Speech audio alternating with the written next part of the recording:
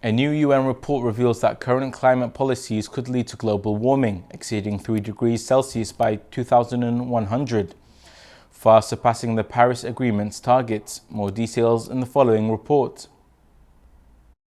In a stark warning on Thursday, UN Secretary-General Antonio Guterres has highlighted the dire consequences of global inaction on climate change, stating that the world is paying a terrible price, Jazeera reported.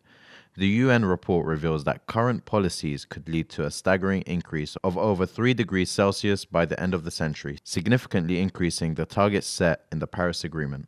The annual emissions gap report indicates that without urgent action to reduce greenhouse gas emissions, global temperatures could rise by as much as 3.1 degrees Celsius, above pre-industrial levels by 2100.